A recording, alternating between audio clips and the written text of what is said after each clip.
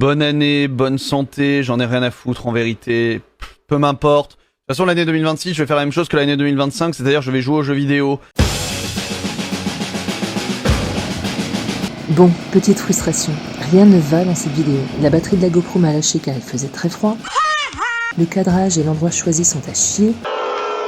J'ai eu trop peu de temps pour un vrai essai car c'est un prêt pendant le changement du pneu avant. Ok. Vous n'aurez pas mes impressions à chaud en roulant car c'est inaudible. Bref, j'ai malgré tout envie de vous partager mes sensations de cet essai fait à l'arrache. Et qu'en est-il des sensations justement ?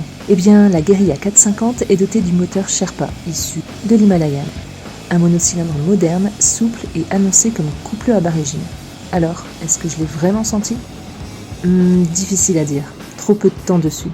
Ou alors c'est juste moi, puisque je viens d'un 4 cylindres sportif de 21 ans et je ne fais pas d'essai moto tous les jours. Donc je n'ai pas su la conduire comme il faut si ça se trouve, et ça c'est fort possible. Je passe d'une sportive assez radicale pour son époque, c'était plutôt radical, mais à côté des sportifs de maintenant, ça n'a rien à voir. Donc je le rappelle, ma G6R est de 2004, c'est un 750 cm3.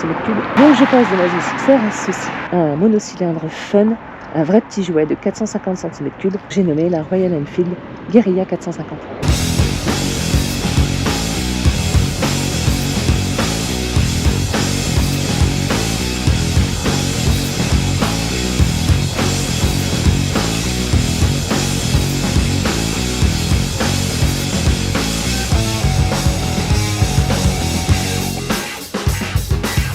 Donc passer de ma G6R à une moto comme la Guerilla 450, c'est presque comme passer d'un café serré à un thé très léger. L'embrayage, la réactivité des gaz, tout est beaucoup plus doux ici. Et alors j'exagère peut-être un peu le trait, mais permissif. Lors des relances et des dépassements, ceux que je pensais avoir filmés, je les trouvais vifs par contre, quoique un peu linéaires. J'entends par là que la puissance arrive de manière progressive, mais avec de la reprise et de la pêche à bas régime. 40 chevaux, oui, mais 40 chevaux vaillants. 40 chevaux à 8000 tours minute pour environ 190 kg. Donc elle est plutôt légère en termes de moto, mais pour sa cylindrée, elle est un petit peu plus lourde, je crois, que ses concurrentes. Par contre, elle est assez maniable, donc pour un usage urbain et campagne, c'est nickel. La sensation au niveau des gaz, on va dire qu'il manque quelque chose. Je ne sais pas comment l'expliquer, mais j'aimerais qu'elle soit plus directe, plus péchue. Je trouve que le ride-by-wire, la poignée de gaz électronique, enlève un peu cette sensation dynamique qu'on a sur une moto classique. On sent que la moto répond bien, mais pas avec le punch auquel je m'attendais. Peut-être que je chipote, mais c'est la sensation que j'ai eue. Je le trouve assez sensible l'embrayage. Probablement parce que j'ai l'habitude de celui de ma G6R qui lui est ferme. Ça dépend des régimes, ça dépend de la vitesse, mais en tout cas, j'ai fait hurler la moto plusieurs fois, entre la 1 et la 2. Je me suis pas fait une frayeur, mais j'ai fait de la merde, clairement. D'ailleurs, je vais certainement vous mettre quelques extraits. Je n'ai pas honte. Au niveau de l'esthétique, vous jugerez par vous-même, mais je trouve que c'est plutôt réussi. Le moteur, il est joli à regarder en fait, avec le logo Royal Enfield gravé sur le carter. Carter qui, regardez, a une finition sablée. Et ce coloris orange-jaune va à merveille avec le noir global. La moto paraît trapue, bien posée sur la route. L'assise et la position sont confortables, même pour mon grand gabarit. Après, l'essai est trop court pour juger sur la durée. Quant à la hauteur de celle qui est de 780 mm, elle est parfaitement accessible à tous, je pense. Peut-être pas à toi, effectivement. Elle a de la personnalité, cette petite moto. Et franchement, si vous êtes jeune permis, si vous avez 6 000 € environ, je crois, à dépenser, faites-vous plaisir. Parce que c'est vraiment une bécane.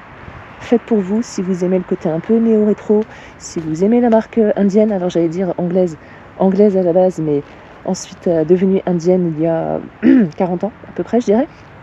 Je dis peut-être une bêtise. C'est un petit jouet fun, urbain. J'ai eu un petit temps d'adaptation entre la conduite du GEC ce matin et ce petit monocylindre. Mais franchement, je trouve qu'elle est super fun. Ce que j'aime bien avec ce genre de bécane néo-rétro, c'est qu'elles ont des équipements modernes. Donc par exemple, elle a un port USB qui se trouve juste ici. Elle a 2 modes de conduite, il me semble. Elle a Google Maps, ça c'est trop bien. Si tant est qu'on la connecte avec le téléphone, je crois. On a un écran TFT couleur qui est juste sublime. Guerilla, ça me fait penser à une chanson de RATM, pour ceux qui ont la rêve. What better place than here?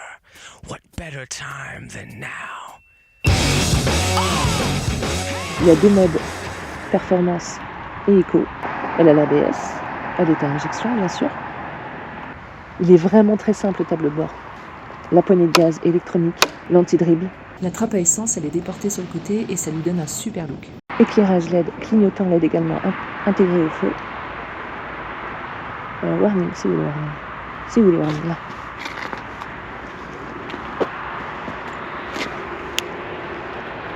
Très visible, ce que je trouve vraiment très bien. Ils sont super bien intégrés à la moto, à la ligne de la moto. C'est sublime. Par contre, au niveau du tableau de bord, moi je les vois pas. Clairement, je les trouve pas assez gros. Et puis moi j'ai l'habitude des warnings ici. Sauf que là ils sont sur le commodo qui est à droite.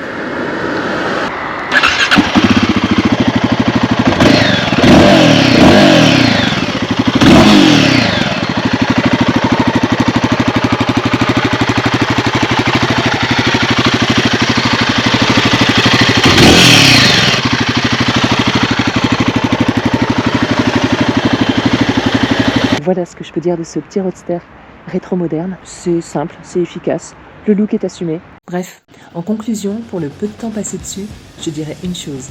La Guerilla 450, c'est un petit banger. Elle est rassurante, fun, attachante et avec son petit caractère. Et surtout, elle prouve qu'un choc à moto peut exister avec un seul cylindre et 40 chevaux. J'espère que cette vidéo vous a plu malgré le fait qu'elle soit un peu faite à l'arrache et avec un sale temps et un son pas terrible en plus. J'ai hâte de vous lire. Dites-moi ce que vous en pensez en commentaire, vous savez que je les lis tous. En même temps, c'est pas bien compliqué. Quant à moi, je vous dis à la prochaine et comme dirait une créatrice que j'aime beaucoup, Prenez soin de vous. Prenez soin de vous.